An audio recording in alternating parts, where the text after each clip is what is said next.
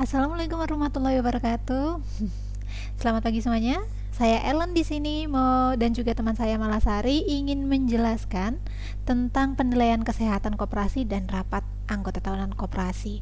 Ada dua hal yang akan kami jelaskan pada hari ini. Jadi kita bedah satu-satu terlebih dahulu. Kita mulai dengan apa sih penilaian kesehatan koperasi itu sendiri. Kita lanjut ya ke slide selanjutnya. Nah, untuk menjelaskan tentang apa sih penilaian kesehatan koperasi, itu saya ambil dari Peraturan Deputi Bidang Pengawasan Kementerian Koperasi dan Usaha Kecil dan Menengah Republik Indonesia nomor 06/per/dep.6/4/2016. Nah, kalau teman-teman ingin melihat nih ya tentang lebih detailnya ya tentang penilaian kesehatan koperasi, bisa nih dicek atau di search aja nih ya tentang Peraturan Deputi Bidang Pengawasan Kementerian Koperasi dan Usaha Kecil dan Menengah Republik Indonesia. Bisa di search langsung di Google bisa, atau dimanapun tempat kalian mau nyari tentang informasi penilaian kesehatan koperasi. Nah, kita akan bedah satu-satu ya dari Peraturan Deputi Kementerian ini dulu. Di bab 1 jelasnya adalah pendahuluan dan sebagainya, begitu, untuk membantu kita memahami tentang seperti apa itu penilaian kesehatan koperasi. Nah, saya akan langsung masuk saja ke bab 2-nya, di mana membahas tentang tujuan, sasaran, dan landasan kerja. Kenapa penilaian kinerja koperasi itu perlu diadakan, begitu. Jelaskan di pasal 2 ya. Untuk pedoman penilaian KSP dan USP koperasi itu bertujuan untuk memberikan pedoman pelaksanaan penilaian kesehatan KSP dan USP koperasi. Jadi pedomannya itu untuk menilai kesehatan dari KSP dan USP koperasinya itu kayak gimana. Itu di pasal 2 dijelaskan. Lalu di pasal 3-nya itu dijelaskan tentang sasaran penilaian kesehatan usaha KSP dan USP koperasi. Seperti itu. Ada beberapa poin. Saya akan bacakan satu-satu ya. Yang pertama itu untuk terwujudnya pengelolaan KSP dan USP koperasi yang sehat sesuai dengan ketentuan dan peraturan perundang-undangan. Yang nomor 2 itu terwujudnya pelayanan prima pada pengguna jasa koperasi. Yang ketiga, untuk meningkatkan citra dan kredibilitas kegiatan usaha simpan pinjam oleh koperasi sebagai lambang keuangan yang mampu mengelola kegiatan usaha simpan pinjam sesuai dengan peraturan perundang-undangan. Selanjutnya, terjaminnya aset kegiatan usaha simpan pinjam oleh koperasi sesuai dengan peraturan perundang-undangan. Lalu selanjutnya, meningkatkan transparansi dan akuntabilitas pengelolaan kegiatan usaha simpan pinjam oleh koperasi. Dan yang terakhir adalah meningkatkan manfaat ekonomi anggota dalam kegiatan usaha simpan pinjam oleh koperasi. Jadi bisa dilihat ya, kenapa sih atau apa sih sasaran yang ingin dicapai dari penilaian kesehatan usaha koperasi. Ada beberapa hal tadi yang sudah saya sebutkan dan bisa dicek sendiri di pasal 3 pada bab 2 ini. Nah, masih ada lagi nih di pasal 4 nih. Di pasal 4 itu adalah landasan kerjanya apa gitu ya untuk penilaian kesehatan KSP dan USP koperasi. Ada beberapa bagian. Yang pertama itu untuk menyelenggarakan kegiatan usaha berdasarkan peraturan perundang-undangan. Lalu ada lagi untuk memenuhi kebutuhan keuangan anggota secara bersamaan. Lalu ada lagi nih ya, anggota dan USP koperasi dalam satu kesatuan sistem kerja koperasi yang diatur dalam AD anggaran dasar dan ART anggaran rumah tangga KSP dan USP koperasi. Lalu yang keempat nih ya, KSP dan USP koperasi wajib memberikan manfaat yang lebih besar kepada anggotanya. Jadi bisa dilihat nih bahwa kita melaksanakan penilaian kesehatan koperasi itu bukan tanpa ada tujuan, bukan tanpa ada sasaran, dan bukan tanpa ada landasan kerja. Semuanya sudah ada dalam peraturan kementerian yang dikeluarkan ini dan dijelaskan secara detail di bab 2-nya, terutama di pasal 2, 3, dan juga 4. Kita lanjut di bab 3-nya, tepatnya di pasal 5 nih ya. Apa saja sih ruang lingkup penilaian kesehatan? Nah, ada beberapa ruang lingkup atau yang berhubungan begitu dengan penilaian kesehatan ya. Pertama ada permodalan, lalu ada kualitas aktiva produktif, lalu ada manajemen, efisiensi, likuiditas, kemandirian dan pertumbuhan, dan jati diri koperasinya seperti apa. Jadi yang dinilai itu apa sih gitu loh dalam penilaian kesehatan. Nah, yang dinilai itu ya modalnya kayak gimana, terus aktiva produktifnya itu kayak apa, manajemen yang sedang berjalan itu seperti apa, lalu efisiensi nih ya selama KSP itu berjalan seperti apa, likuiditas, kemandirian, dan pertumbuhan serta jati diri koperasi juga dinilai nih. Apakah layak koperasi itu dianggap sehat oleh peraturan yang berlaku. Di bab 4-nya dijelaskan juga nih tentang penyelenggaraan penilaian kesehatan, terutama di pasal 7. Di poin pertama ya, penilaian kesehatan usaha simpan pinjam koperasi dilakukan untuk mengukur tingkat kesehatan KSP dan USP koperasi serta kantor cabang KSP. Lalu pelaksanaan penilaian kesehatan KSP dan USP dilakukan dalam beberapa tinjauan ya. Kalau SKPD Kabupaten Kota atau KSP Koperasi Primer atau Sekunder dalam wilayah keanggotaan satu daerah Kabupaten Kota dan kantor cabang KSP. Lalu ada SKPD Provinsi DI untuk KSP dan USP Koperasi Primer Sekunder dengan wilayah keanggotaan lintas daerah Kabupaten Kota dalam satu daerah Provinsi DI. Dan yang terakhirnya ada Deputi untuk KSP dan USP Koperasi Primer Sekunder dengan wilayah keanggotaan lintas daerah dan provinsi DI. Tapi apakah ini cuma sampai poin 2? Tidak guys, masih ada lanjutannya nih ya di pasal ketiga nih. Dalam melakukan penilaian kesehatan sebagaimana yang dimaksud ayat 2 tadi, itu dapat ditunjuk nih ya penilai kesehatan dari aparatur sipil negara di bidang perkoperasian dengan syarat sebagai berikut. Jadi tidak sembarangan orang diizinkan untuk melakukan penilaian kesehatan koperasi itu. Di bab 4 nih ya, terutama di pasal 3 ayat 3, di pasal 7 ayat 3 dijelaskan kriteria-kriteria apa sih yang diizinkan untuk melakukan penilaian kesehatan koperasi. Yang pertama tentunya memiliki pendidikan paling rendah diploma 3 dan yang selanjutnya memiliki kemampuan dan pengetahuan perkoperasian. Dan yang nomor 3, memiliki sertifikat pelatihan atau bimbingan teknis penilaian kesehatan usaha simpan pinjam. Jadi nggak sembarangan orang nih ya diizinkan untuk melakukan penilaian kesehatan. Ada kriteria tertentunya seperti itu. Lalu di ayat 4 dijelaskan nih ya, hasil penilaian kesehatan KSP dan USP koperasi itu diklasifikasikan dari 4 kategori: sehat, cukup sehat, dalam pengawasan khusus. Nah, koperasi dianggap sehat itu jika skornya itu antara 80 sampai 100. Jadi dianggap sehat dan tidak ada masalah itu jika skornya di antara 80 sampai 100. Nah, kalau di antara 66 sampai 80 itu dikatakan cukup sehat. Lalu di bawahnya lagi 51 sampai 66 nih ya, di antara itu dianggap dalam pengawasan. Jadi perlu ada pengawasan. Lalu kalau udah di bawahnya 51 ya, berarti 0 sampai 51 berarti itu dalam pengawasan khusus jika hasilnya itu di bawah 0 sampai 51. Nah, penilaian kesehatan KSP dan USP koperasi sendiri paling sedikit dilakukan dalam 1 tahun setelah pelaksanaan RAT. Di bab 5 dijelaskan apa nih? Mekanisme pelaporan. Di pasal 8, ini ada ayat pertama itu menjelaskan ya, kalau penilai kesehatan wajib menyampaikan laporan penilaian kesehatan setidaknya itu setiap 6 bulan, tahunan, dan laporan insidental.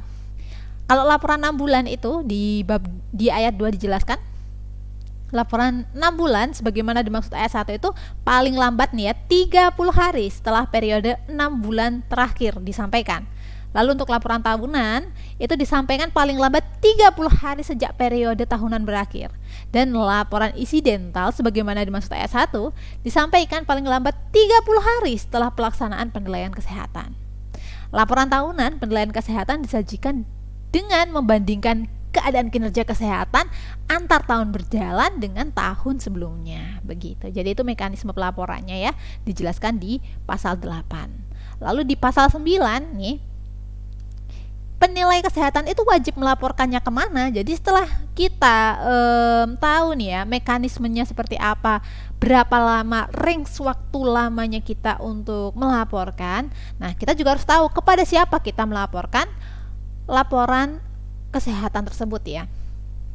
Dijelaskan di ayat 1, Bupati atau wali kota untuk penilaian KSP dan USP koperasi primer atau sekunder dengan wilayah keanggotaan dalam satu daerah, kabupaten atau kota, dan kantor cabang KSP dengan tembusan kepada kepala SKPD yang membidangi koperasi di wilayah provinsi DI dan menteri.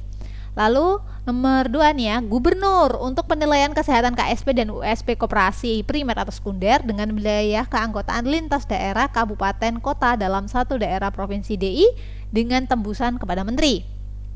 Dan yang terakhir ini, kepada menteri sendiri untuk penilaian kesehatan KSP dan USP koperasi primer atau sekunder dengan wilayah keanggotaan lintas daerah provinsi dan DI begitu.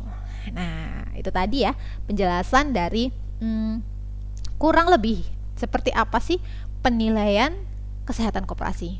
Jadi kita sudah tahu sasaran dan tujuan dari pelaksanaannya, kita sudah tahu mekanismenya seperti apa, kita sudah tahu nih koperasi tersebut dianggap sehat atau enggak itu dengan poin berapa.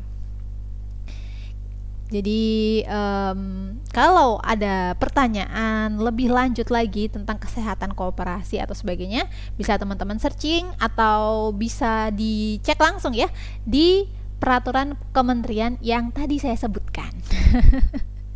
Kita lanjut nih ya ke poin selanjutnya, ada rapat anggota tahunan koperasi. Nah, untuk materi atau materi dari rapat anggota tahunan koperasi ini saya kutip dari pedoman rapat anggota tahunan Dinas Perindustrian Koperasi dan UMKM 2021. Jadi teman-teman kalau mau nih ya nyari detailnya dari gambaran rapat anggota tahunan koperasi ini bisa dicek atau bisa di searching nih ya. Pedoman rapat anggota tahunan Dinas Perindustrian Koperasi dan UMKM 2021. Pendahuluannya itu kayak gimana ya? Tentunya dong pengertian dan penyelenggaraan. Pengertiannya sendiri ya, rapat anggota itu merupakan kekuasaan tertinggi dari tatanan kehidupan koperasi ya, dimana nanti persoalan-persoalan dari koperasi itu sendiri akan dibahas, dibincangkan bersama. Jika ada orang yang memiliki usulan, pertimbangan, terus penolakan ya atas pendapat bisa disampaikan dalam rapat anggota tahunan ini, begitu. Dan rapat anggota ini tuh salah satunya itu bertujuan untuk mengesahkan pertanggungjawaban pengurus, diselenggarakannya itu paling lambat 6 bulan setelah tahun buku. Jika tahun bukunya itu tahun Desember, maka ya RAT koperasinya itu ya selambat-lambatnya bulan Juni tahun berikutnya, begitu ya guys ya. Singkat pada jelas dari pengertian rapat anggota tahunan. Kita akan lanjut ke persiapan. Apa aja sih persiapannya? Wah, persiapannya itu ada dua macam yang utama ya. Yang pertama itu untuk menyiapkan daftar hadir, dan yang nomor 2 itu untuk menyiapkan tata tertib rapat anggota. Nah, yang ingin saya jelaskan dulu tata tertib dulu aja dulu ya. Nah, kalau tata tertib itu berhubungan sama judul dan nama rapat anggota yang terdiri dari waktu, hari, tanggal, dan juga jam. Lalu ada tempat penyelenggaraan, dasar penyelenggaraan rapat anggota itu seperti apa, maksud dan tujuan serta acara rapat anggotanya itu seperti apa, jumlah kehadiran anggota serta hak-hak dan kewajibannya nanti seperti apa juga. Terus gimana sih tata cara pengambilan keputusan rapat anggota, terus syarat-syarat sahnya itu seperti apa.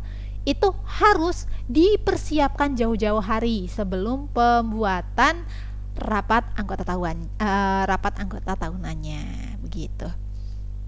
Kita udah jelas ya, udah clear ya, nih tata tertib udah jelas. Kita akan lanjut ke daftar hadir. Ada 3 poin penting ya di daftar hadir. Itu harus ada nama, nomor anggota, alamat, dan juga tanda tangan ya, atau tempat untuk tanda tangan. Kalau nggak ada tanda tangan, cap jempol. Lalu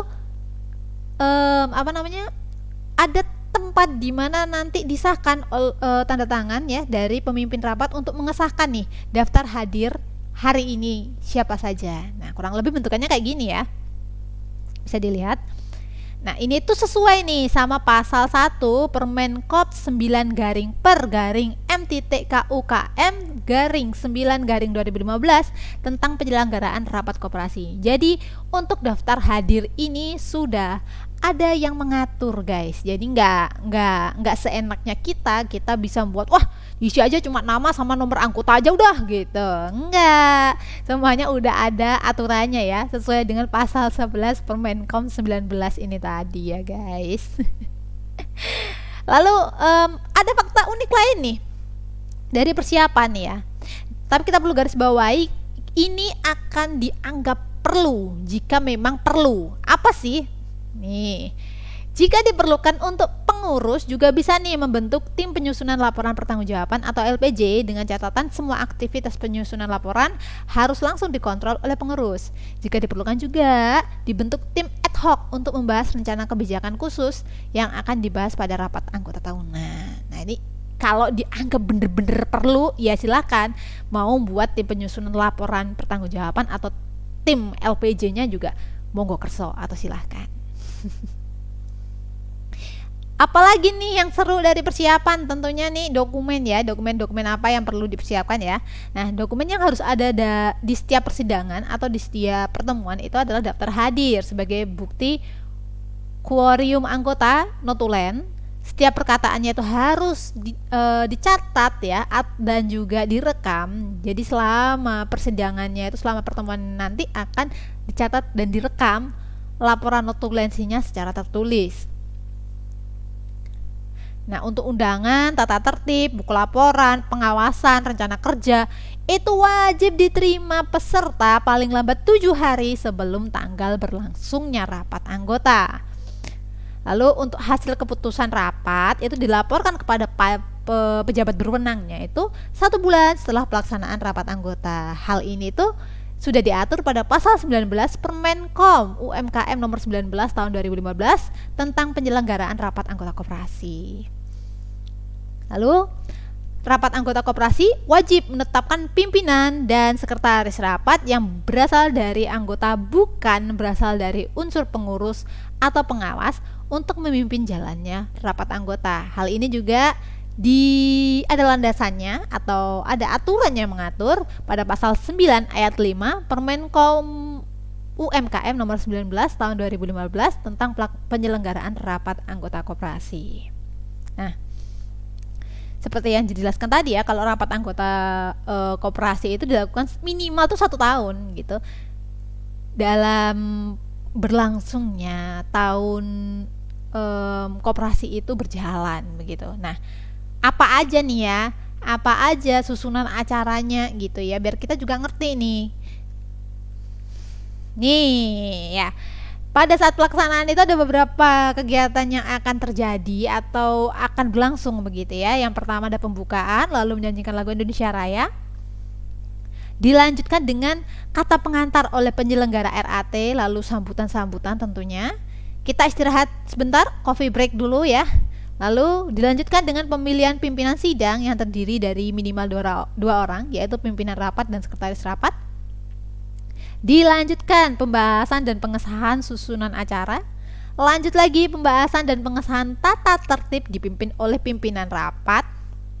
Lalu laporan pertanggungjawaban pengurus, laporan pertanggungjawaban pengawas, tanggapan peserta rapat atas laporan pertanggungjawaban, pengesahan laporan pertanggungjawaban dan pengawas, pembacaan RK dan juga RAPB tahun buku berjalan.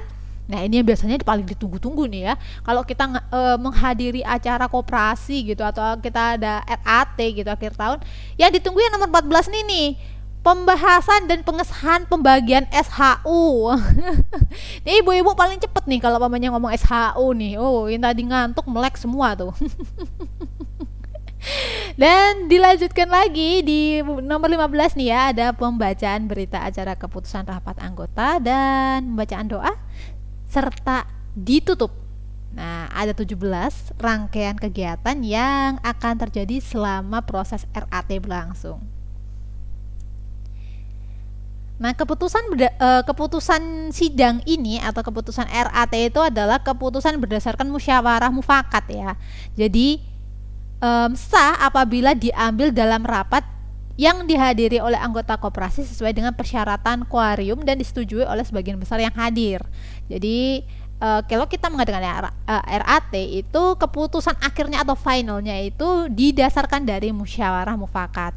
Lah tapi kalau umpamanya ada yang nggak setuju gimana? Ada yang tetap kekeh sama pendiriannya itu kayak gimana? Nah ini ada penjelasannya ya.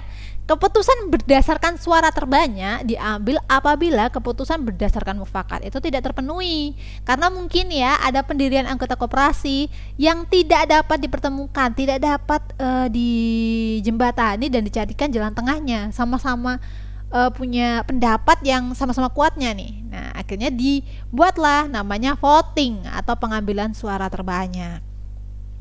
Nah, dalam pemungutan suara setiap anggota itu mempunyai hak satu suara. Nah, terkait pengambilan votingnya itu kayak gimana, itu bisa terbuka bisa tertutup ya, tergantung kesepakatan bersama mau dibuka saat itu juga jadi langsung voting saat itu atau voting setelah kegiatan acaranya selesai. Nah gitu, itu kembali lagi ke musyawarah gimana enaknya mau voting sekarang atau nanti gitu ya guys ya. Next selanjutnya nih ya, ini fakta-fakta unik gitu ya. Kalau pemainnya tanya, loh ini zaman udah digital pak, zaman udah itu masa kita harus capek-capek kita ya kan datang ke acara rapat gitu, dengerin orang ngomong doang, ngobrol doang gitu, ngantuk ya kan di satu gedung. Udah nggak zaman sekarang, itu udah ada Zoom, udah ada daring begitu. Apakah ada rapat anggota tahunan yang sistem daring? Oh ya tentu ada dong. Tentu ada dong, dan itu diatur di pasal 77 Permenkom nomor 9 tahun 2018 ya. Tentang rapat anggota dapat dilaksanakan dengan menggunakan sistem kelompok, sistem tertulis, dan sistem elektronik yang ketentuannya diatur dalam anggaran dasar atau anggaran rumah tangga atau peraturan khusus perkoperasian. Nah, tapi harus tetap dicatat ya, ini risalah rapat anggota dalam rapat anggota online atau elektronik ini wajib dibuat dan ditandatangani oleh semua peserta rapat anggota. Jadi nggak asal datang ke Zoom terus cuma datang doang gitu, enggak pak. Kita tetap harus mengisi ya kan, dan menandatangani ya risalah rapatnya itu sebelum rapat berakhir gitu. Oke, itu tadi penjelasan dari dua materi bahasan yang saya angkat pada hari ini. Yang tadi itu pertama ada kesehatan ya, penilaian kesehatan koperasi, dan apa sih rapat tahunan koperasi itu. Saya ucapkan terima kasih sudah mau mendengarkan penjelasan saya. Akhir kata, wassalamualaikum warahmatullahi wabarakatuh.